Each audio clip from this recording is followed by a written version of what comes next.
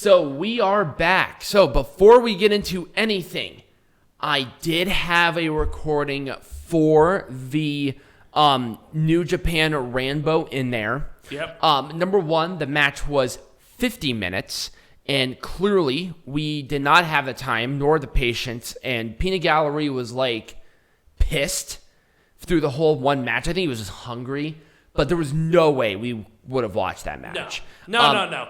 That would have killed my hope in NJPW. Yep, it was a 21-man battle royal where, for some reason, Was this for the provisional KOPW? Yes, okay. this was a provisional KOPW champion.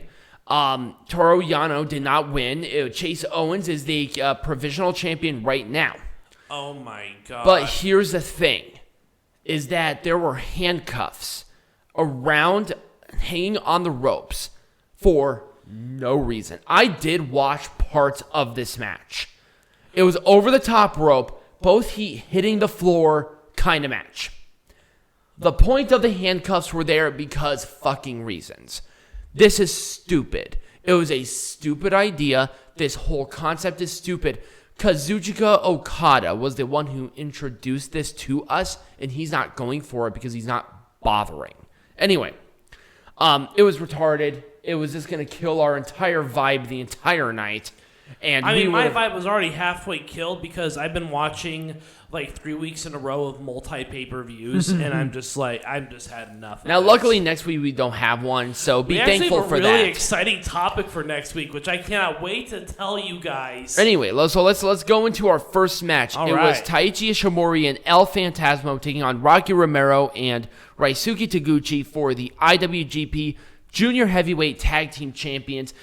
This match. So Peanut Gallery was just in a grumpy-lumpus mood. Oh, I was grumpy as fuck. Oh, he was like not having any of it. And then I had some salad and I was better. Right, and the match itself was fine. It was okay.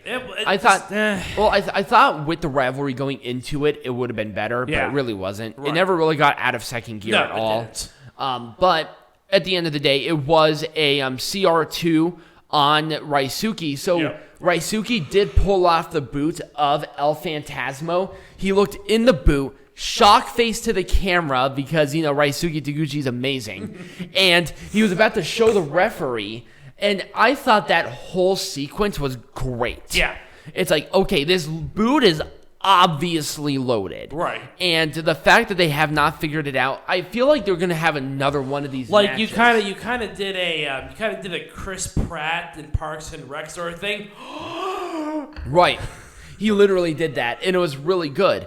Like I said, the match itself was fine. I felt like, it was just kind of weird kind of getting involved into the atmosphere of the match, especially when it was a first match back at, after 3 weeks of 6+ hours of wrestling each week. It's definitely a lot. I don't know how people can watch literally that entire thing without being paid fully for it. Right.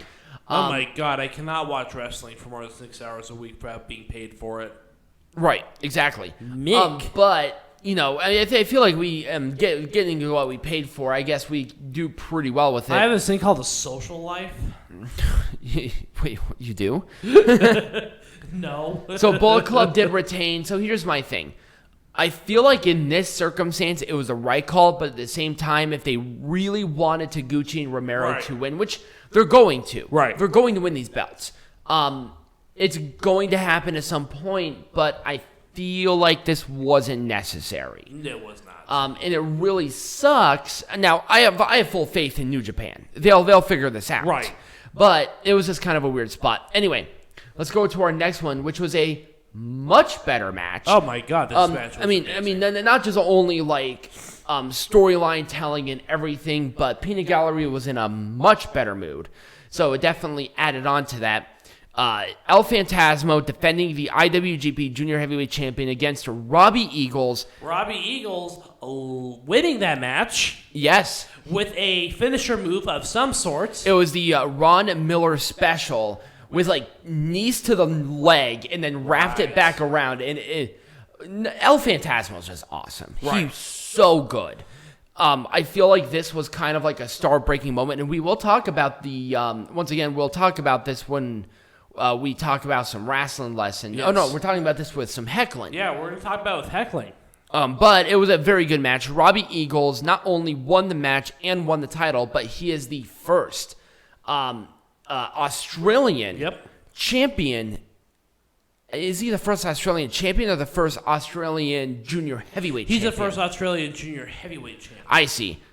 In history, which is pretty cool, I guess. And I guess at the end of the day, Hiromu has been cleared to compete. Yes. So he will most likely be the next contender and win back the belt because they jerk off over Hiromu, which I'll bitch about later. I mean, I jerk off over Hiromu, so there we go. That's interesting. Let's talk about Kazuchika Okada and Jeff Cobb. Kabu. The match itself was good.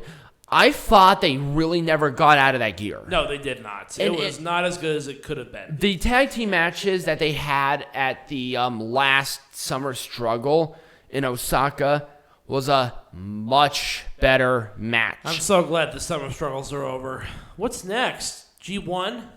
It is actually. G1 is coming up. Yeah. Perfect. Yeah. One of our favorites. Well, now we're not going to do all of G1. We're only going to do the finals. Right. But that's just going to happen. Yay. Yeah. No, that's going to happen this year. They're actually doing it at the right time despite the Olympics.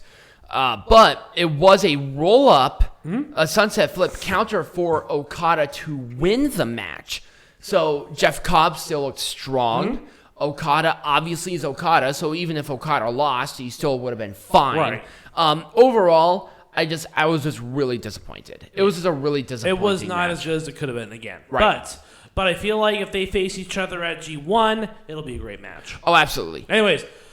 Tetsuya Naito and SANADA versus Taichi and Zack Sabre Jr. for the IWGP Heavyweight Tag Team Champions. Oh my God. Why? This was a great match. It was. I want to at least put that out there. Once again, these four just pull off a wonderful match every time. But here's my problem. Why did the Dangerous Tekkers win this match? Why did they win this match? I like the Dangerous Tekkers, but goddamn, could you give SANADA and Tetsuya Naito a tag team title reign? Right. You put the belts on them. They made Los Ingobernables lose. And it's like... It was weird. So it was a Euro clutch on Naito. It was still a great match.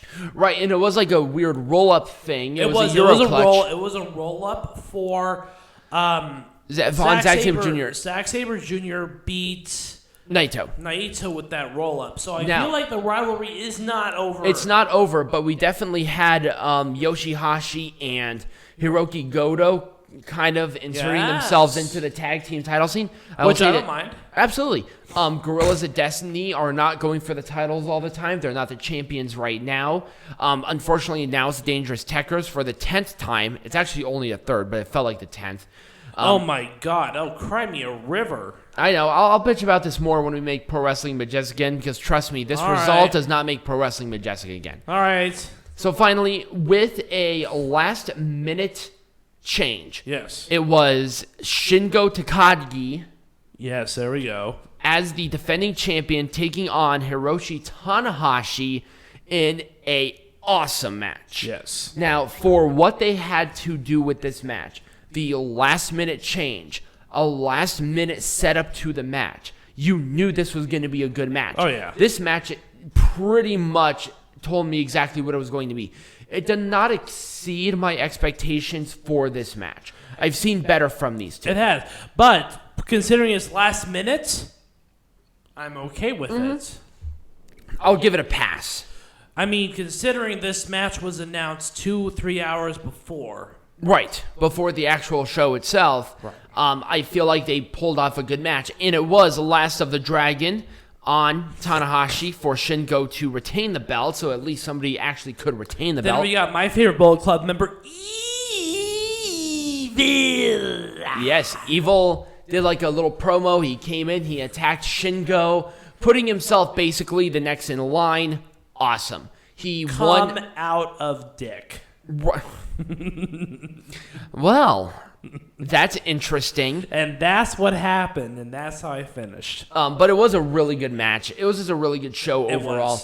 Do you have anything else more to say before we get into our next topic? Despite everything, it was a decent show. Absolutely, it really was. It was a really good show. It was very odd with how empty the arena was, but hey. I thought they lit it really well. I kind of liked the setup that they did, and they only worked with the restriction that they had. I'm surprised they actually had people. Right, in Tokyo. And not only that, but 6,200. Right. That's a lot. Yeah. Like, I mean, even though it's like what a 20, 30,000 seat stadium. Yeah. They made it work. They did. It looked full. It looked really good. It did. And I just really liked how they set it up. There's a reason they had with the fans around the entrance, and they had the fans. Right, it was blocked out really nice. I thought they did a really good job. Kind of wish the Olympics did something, but heaven forbid they do anything. So anyway, when we come back, we're going to have a very interesting discussion about.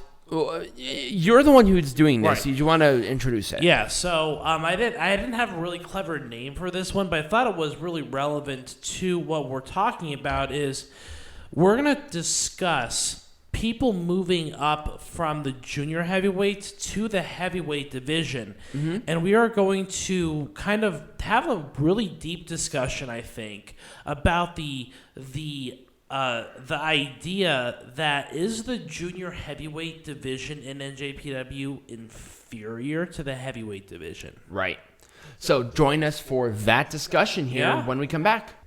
So let's try this for a third time. We're not only going to make Pro Wrestling Majestic again, but we're going to make New Japan Pro Wrestling if they don't take us down Majestic again. Peanut Gallery. This was a setup match, and apparently we're also making this podcast Majestic again. I have moved the mouse away from the stop and start recording part. It's not going to happen, so don't worry. This is all set up. It was set up for tag team division, a setup for a singles division. Right. Let's move on. Once again, we have a setup for tag team. We have a setup for singles. We have a setup for a bunch of different things. Let's move on. And that's really what these tag team things are setups to whatever. And some of them are better than others, like the last match. It was a good match, and then this match was kind of dog shit. Yeah. This match, once again, Toru Yano and Great Khan. But this one actually had a story behind it because, of course, Chaos and United Empire, my favorite team of all time, have a little bit of a thing going. So I'm kind of liking it. Right. Kazuchika Okada, I think, has been in a rivalry with someone from United Empire for like a year and a half now. Yeah, I think so. I think he's with Jeff Cobb, and then he was with Ospreay, and now he's with Cobb. It's like he's going to be with Aaron Hanare here in a minute as soon as Aaron gets back from New Zealand. Right. Great Khan is just amazing and should continue to do whatever he's doing. Well, except for being in the KOPW tournament because he definitely deserves better than that. Oh, God, everyone deserves better than that. Master Wato, so obviously Kota Ibushi was... Master Wato is also one of my favorites going into this. He's quickly becoming there. Bushi is a really good, reliable worker. I kind of wish he was treated with more respect personally. Right. It was really just promo. Now, the initial setup, obviously it's hard to make this Majestic again because of outside circumstances.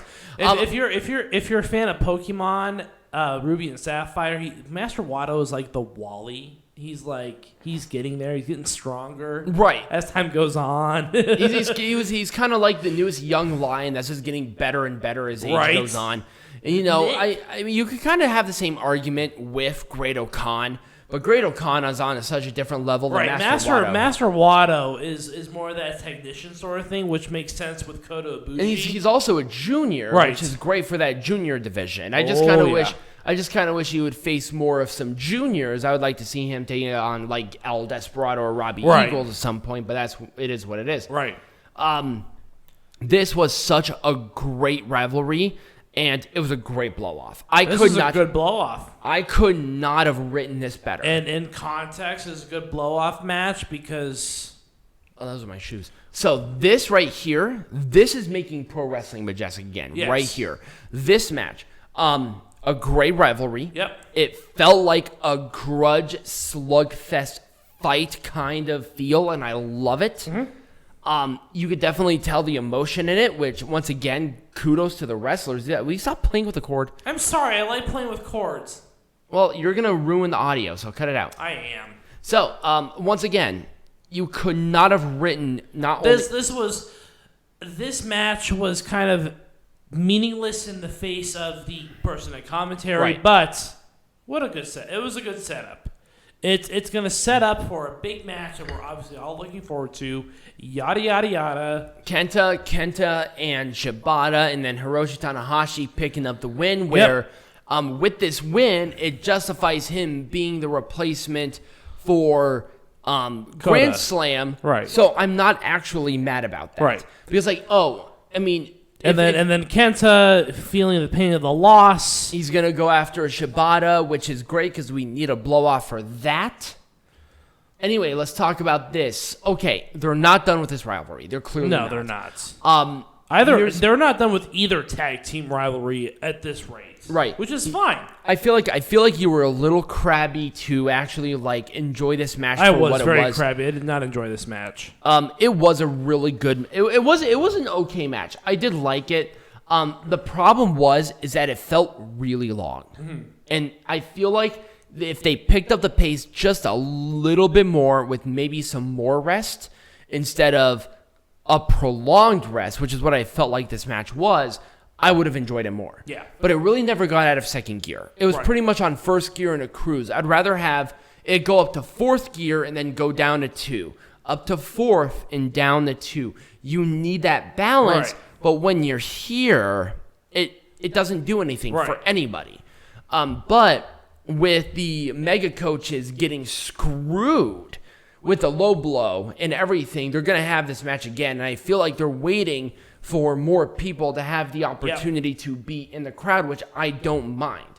Romero and Taguchi are going to win these belts at some point in time. Yeah. It's just going to happen. Yeah. I just don't see any other tag team taking it off of Ishimori and Phantasmo. No. Overall, I thought at least for what they could do with it, it was fine. I'm not mad about it. I thought the rivalry into it was really good, so I can't be mad about it. This was awesome. It was. I couldn't have written this better at all. The people surprised with Robbie Eagles showing up on camera, to the setup with all the tags, to even the match itself with the storytelling within the match itself. You couldn't have written this better. Right. And especially with getting people to talk. Yep. They're obviously going to do a rematch either at Destruction, because they're not doing... I mean, they could possibly do Dominion. I don't know when the hell they're going to do that. Dominion's usually in August. No, Dominion... Oh, Dominion was before. Never mind. Yeah, Sorry. Dominion's in June. I'm talking about Destruction. Oh. Destruction is usually the big pay-per-view before Wrestle Kingdom. So they could do that. Mm-hmm. Huh. Mm-hmm. Because usually Destruction's like October, November. So they still have until October. It is almost the end of July. So let's give it a few months here, okay? Right. I don't mind it. Even if tip. Now, even if they wait until like Wrestle Kingdom, it's going to be a rematch, and it's going to be a great rematch. Yeah. The only thing is, I think they're waiting for Hiromu for Wrestle Kingdom, and then they're going to be doing this rematch at Destruction. That's just kind of what I'm thinking they're doing, and that will make Pro Wrestling Majestic again, and the junior heavyweight thing Majestic again. Unfortunately, one of the two are probably going to go up to heavyweights, even though they're not heavyweights. Anyway, we've already talked about this, so there's... I will say one thing. I was somewhat disappointed in Well, you were disappointed in... Were you disappointed in the match itself or the winner of the match? I was actually somewhat disappointed in the match.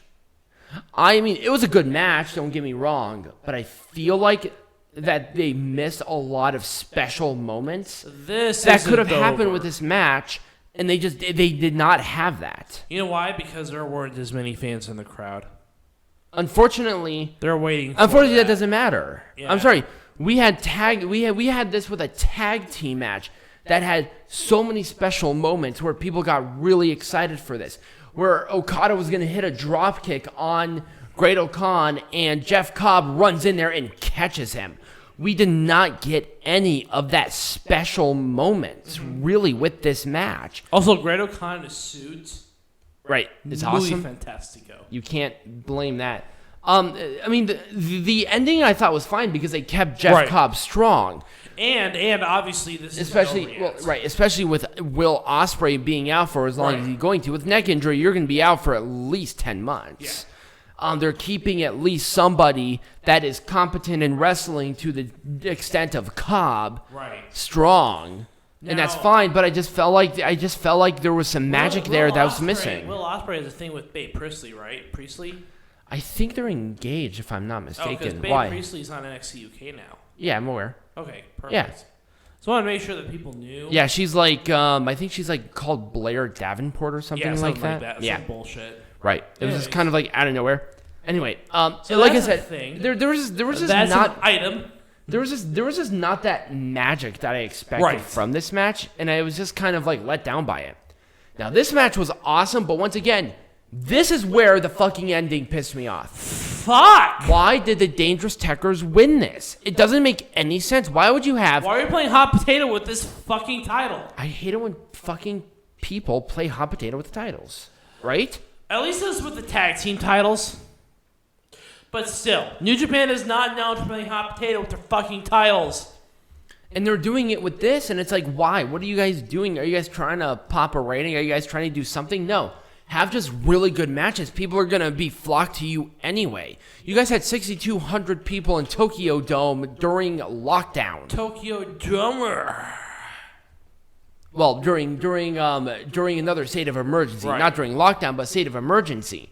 I mean, goddamn, there are people watching your shit. Don't worry. People are going to watch it. We fucking clearly watch, and you guys flag us all the time. Right. Now we're going to win. Don't think we're not. If not, we're going to get litigious. So anyways... I will continue to threaten you. I do like the addition of the third team. I think it's going to make for a very interesting with Goto and Hashi. It's going to make for a very interesting dynamic. It's a very interesting dynamic. But the problem is, where the hell are the Gorillas of Destiny? Who cares? Okay. I mean, obviously, there are some really good teams in this now. They're stuck in fucking Fiji for all I care. Let's just talk about the good teams. They're a good team. Well, we don't need them. Anyways. I mean, we really don't right now. Anyways, because, we have Los Ingobernables. Okay, so here's the thing.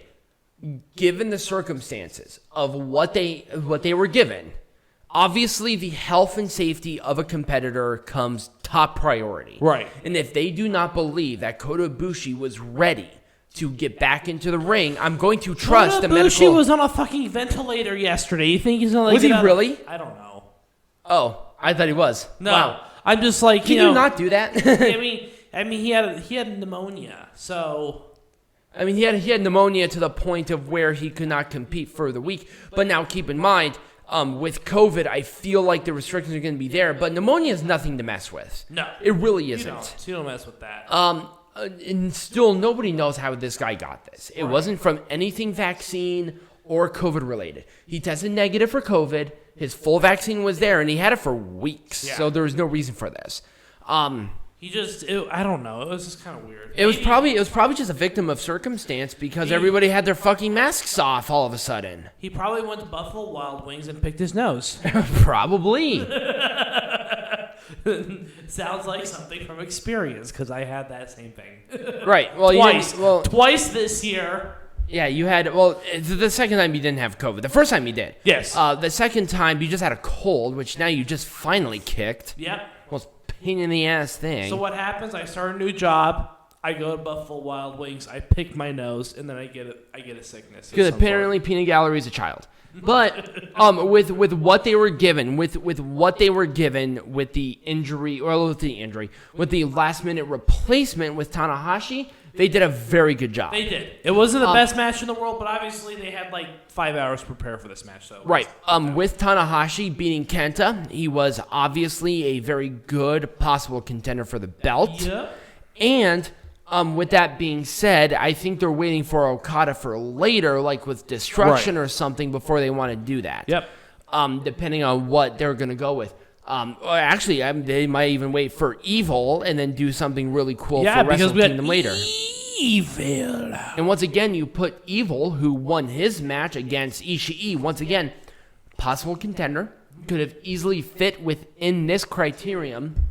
But then no, they're waiting for Evil. Now Evil is a credible contender going for the belt, where a lot of people were saying, oh, he's not a credible. It was just a fluke, blah, blah, blah. No, Evil is here to stay as a heavyweight top title contender, and I'm happy about it. Because Evil's a damn good wrestler. He's a damn great heel. He has a great character, and I'm ready for that shit. So, I think that's all we got for this week. I have a thing on my lip. I don't know what it is. Anyways. It's like a boogie. Anyway. We're going to talk about next week. So next week we have a very special episode coming up. Yes. This is actually an idea that I have had, and it's going to be this is how Peanut Gallery told me it was going to be. So we'll obviously do wrestling lesson and heckling. Yep. But it will be the next WWE pay-per-view booked as a New Japan style event. Alternatively, a New Japan pay-per-view booked as a WWE-style pay-per-view event. And we have, obviously, all the criteria are in place. Right, based on the rivalries that we have, Yep. It has to be a full card. It's as if the pay-per-view was next weekend. Right. And I, as the champion, get first dibs as to who is going to do what. Right. And I am going to announce that not right now because I don't feel like it. Wow. So you'll just have to wait until next week and figure out who it is. If you want to see Peanut Gallery play tiddly fuck with your emotions, go ahead and follow us on our social media, which is linked in the link tree down below. Also, check out our Patreon, where if we get enough people, we'll be adding shows such as Impact Plus and GHC or Pro Wrestling Noah, etc., etc. GHC. Well, that is what those titles are called. They're GHC champions. I know. I'm just thinking about this. I'm just thinking about the Matt Cardona win against Nick Gage. Oh, that's GCW. Oh, that's Game Changer Wrestling. Oh, I'm thinking about something else then. No, GHC is Guillaume Heavyweight Champions or something like that. It's like IWGP for New Japan Pro Wrestling Champions. Oh, see, apparently I'm an idiot. Right. Oh, that was crazy anyway. GCW is something that we might be adding to it because they are making some big headways. But we'll be adding some cool indie shows, so if you ever want to check that out, become a patron. It's like $5 to get new content and exclusive merch. And when we make the Make Pro Wrestling Majestic Again merch, you guys will get it first if you sign up with some coupon codes, so don't hesitate for that. Subscribe to the channel, share with your friends, tell New Japan to not flag us, and as always, be majestic.